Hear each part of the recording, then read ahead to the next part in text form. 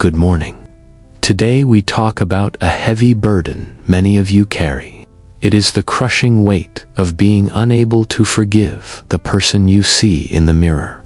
This struggle is real and it is painful. It keeps you chained to the past, replaying your mistakes over and over again, feeling the shame like it just happened. But listen closely to this truth. The Christian faith offers you a key to unlock those chains. It is a key forged in love, grace, and ultimate sacrifice. First, we must understand the very nature of God. He is not a distant judge waiting for you to fail. He is a loving Father who yearns for you. His defining characteristic is not anger, but mercy. The Bible tells us that His mercy is new every single morning. Great is His faithfulness, even when we are not. Think about what true forgiveness from God actually means. It is not simply overlooking a fault. It is a complete and total cleansing, a wiping of the slate. Psalm 103 says, He removes our sins from us. He removes them as far as the east is from the west. This is an infinite, immeasurable distance. Imagine your sin written on a stone. God does not just put that stone in His pocket. He casts it into the deepest part of the sea to be remembered no more. This is the divine promise you must hold on to. When God forgives, He also chooses to forget. He does not hold your past failures against you any longer. So, the first step is accepting the depth of God's forgiveness. It is not partial, it is not temporary, it is absolute, and it is offered to you. Now, how is this incredible forgiveness made possible? It is not because we are good or because we deserve it. It is possible only through one person, Jesus Christ. God's standard is perfect holiness. Since we have all sinned, we have all fallen short of that perfect standard. A price had to be paid for that imperfection. Jesus, the perfect Son of God, stepped in and paid that price for you. He took your sin upon Himself when He died on the cross at Calvary, the punishment you deserved. He took the wrath you should have faced. He absorbed. This is the great exchange, the cornerstone of our faith and hope. Therefore, when God the Father looks at you, if you believe in Jesus, He doesn't see your sin. He sees the perfect righteousness of His Son covering you. Let that sink deeply into your spirit. You are seen as holy and blameless in His sight, not because of what you did, but because of what Jesus did. Now we arrive at the heart of the problem. If God has forgiven you so completely, who are you to hold on to a sin He has already forgotten? To refuse to forgive yourself is, in a way, a form of pride. It is like telling God that His Son's sacrifice was somehow not quite enough for you. You are saying, God, I know you forgive me, but my sin is so bad that I must continue to punish myself for it. This dishonors the gift. It places your judgment above God's judgment. It elevates your feelings of guilt above the finished work of the cross. This should not be so for a believer. Holding on to self-condemnation keeps you in a spiritual prison. It stops you from growing. It steals your joy and cripples your witness for Christ to the world. You cannot effectively serve a God of freedom while you are willingly living in a cage of your own making. It is time to walk out of that cage. The Bible does not just suggest forgiveness, it commands it. We are told to forgive others as we ourselves have been forgiven by God in Christ Jesus. This command must also extend to yourself. You are included in that equation. You must extend the same grace to yourself that God has already extended to you. Forgiveness is not a feeling. You will not wake up one day and just feel forgiving. It is a choice. It is an act of your will. It is a decision you make based on the truth of God's word, not on the lies of your fluctuating emotions or the accusations of the enemy. You must choose to believe what God says about you over what you feel about yourself. This is the very essence of walking by faith and not by sight. When you replay your mistake, you are agreeing with the accuser. When you accept God's forgiveness, you are agreeing with your Savior. Whose report will you believe today? Refusing to forgive yourself is like drinking poison and expecting the past to change. It only hurts you here and now, preventing you from embracing your future. God's plan for you is not for you to live in shame. His plan is for you to live in freedom, purpose, and the fullness of His grace. Remember the Apostle Paul. He persecuted the church and oversaw the murder of Christians. His past was filled with things that could have brought him immense, lifelong shame. Yet, what did he write? Forgetting what is behind and straining toward what is ahead. He made a conscious choice to not be defined by his past mistakes. He accepted the grace of God so fully that it transformed him from a persecutor into the greatest missionary the world has ever known. Grace can do that. Your past does not have to define your future. Your worst day does not have to be your identity. In Christ, you are a new creation. The old has gone, the new is here. This is not just a nice poetic verse. It is a spiritual reality for every single person who believes in Jesus. To be a new creation means your spiritual DNA has been rewritten. You are no longer identified by your sin, but by your Savior. You belong to Him. So, when the memory of your failure comes to your mind, you must confront it with truth. You must speak God's word over your feelings of guilt. You can say, "Yes, that was wrong, and I regret it. But that is not who I am anymore. I am forgiven. I am cleansed by Jesus' blood." This is how you renew your mind. You actively replace the old, condemning thoughts with the new, life-giving truths that are found in the Holy Scriptures. It is a battle, yes, but it is a battle that has already been won at the cross. You are now just enforcing the victory that Jesus secured. Do not allow the enemy to have a foothold in your mind. Do not rent him space by replaying old sins. Evict him with the truth of God's forgiveness. Your value is not determined by your performance. It is not based on your best day or your worst day. Your value is fixed by the price Jesus paid, and He considered you valuable enough to die for. That is your true worth. You are a child of the King, purchased with a price beyond compare. Living in self-condemnation is like a prince choosing to live in the mud pits. It denies your royal identity. It's time to live like who you are. You are a child of God. You are forgiven. You are righteous in His sight. You are loved with an everlasting love. This is the unshakable truth. This is the foundation upon which you can stand. It is firm ground. It is not based on your shifting feelings, but on the unchanging character of God. So, let's prepare our hearts to turn this teaching into a conversation with God. Let's move from simply knowing these truths to actually embracing and applying them. Let's declare our dependence on Him and our acceptance of His perfect gift. Let this morning be a turning point, a moment of true, lasting spiritual release.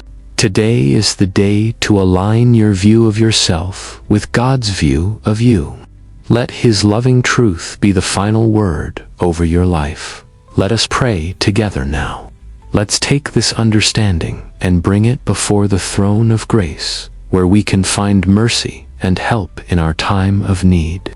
Heavenly Father, Creator of the heavens and the earth, I come before you this morning with a heavy heart. I acknowledge your greatness and your absolute holiness. You are majestic and perfect in all of your ways. Your love is vast, your mercy is boundless, and your grace is a gift I do not deserve.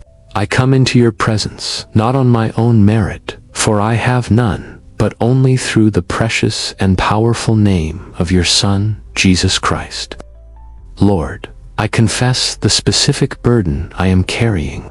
I have sinned, and while I have asked you for forgiveness, I have been unable to forgive myself. This weight of guilt and shame feels like a prison. It follows me every day, whispering condemnation into my heart and replaying my failures in my mind. I confess that I have held my own judgment as more important than yours. I have allowed my feelings of shame to shout louder than your promises of grace. I have dishonored the sacrifice of your Son by believing my sin is too great for his blood to cover. For this pride and unbelief, please forgive me. I am tired of living in this self-made prison of regret. I am weary from carrying this burden that you have already offered to take from me. So right now, Lord, by an act of my will, I choose to believe you. I choose to accept the truth of your word over my own feelings. I accept that on the cross, Jesus took this very sin, this very failure, upon himself. He paid the debt for me in full. The debt is canceled. I accept that you have removed this sin from me as far as the east is from the west. I choose to believe it is gone from me forever. I accept that you have cast it into the depths of the sea, to be remembered no more. I believe you when you say you remember it no more. Therefore, Father, I now make a conscious choice. I release myself from the guilt of this mistake. I let go of the condemnation. I forgive me because you first forgave me. When the memory rises to accuse me today, I will not partner with it. I will declare I am forgiven and cleansed by the blood of Jesus Christ. I choose to forget what lies behind, just as your word instructs me to do. I turn my back on it and I look forward to you. I now receive your forgiveness as a real and present reality in my life. I let it wash over my heart and my mind with its healing power. Thank you that I am a new creation in Christ. The old me, the one defined by that failure, has passed away. The new me lives. Please, Holy Spirit, help me to see myself the way you see me. Help me to see a person who is righteous, holy, and blameless in your sight. Heal the wounds in my memory that this failure has caused. Replace the soundtrack of shame with the song of your redeeming love and unending grace. Fill me with the joy of my salvation, a joy that has been stolen by this burden of guilt for far too long. Restore that joy to me now. Help me to walk in the freedom that Jesus purchased for me. Help me to live like a true child of the King, confident in my identity in you. I reject the lies of the enemy that tell me I am worthless or defined by my worst moments. I am defined by the cross of my Savior. My value is not in my perfection, but in His sacrifice. Thank you for loving me that much, for considering me worthy of such an incredible price.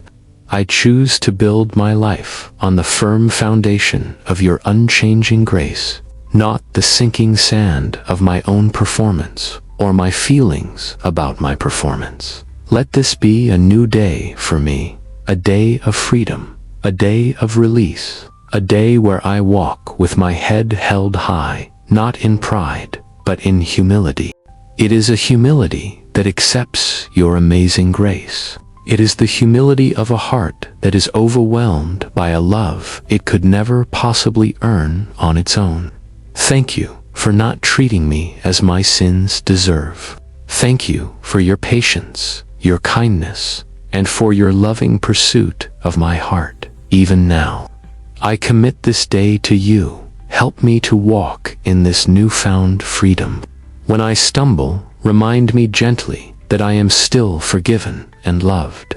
Let my life from this moment forward be a testimony to your incredible power to redeem, to restore, and to make all things new for your glory. Thank you for hearing my prayer this morning. Thank you for the release and the peace that only you can give, a peace that surpasses all human understanding. Lord, help me extend this same grace to others. Since I am so freely forgiven, make me a vessel of that same forgiveness to everyone I meet.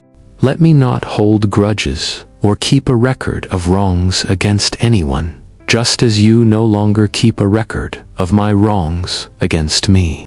I want to live a life that is marked by grace, both in how I receive it for myself and in how I give it away. I stand now not in shame, but in the victory of Jesus Christ. I am no longer a captive, but a conqueror through him who loves me. You have turned my mourning into dancing. You have replaced my sackcloth of shame with a garment of praise. I will give thanks to you forever. This morning, I feel the chains breaking. I feel the heavy weight lifting from my shoulders. Thank you for this moment of profound and lasting spiritual release. I embrace my identity as your beloved child. I will walk in it, I will live in it, and I will find my rest in it. Thank you for the power that is in the name of Jesus.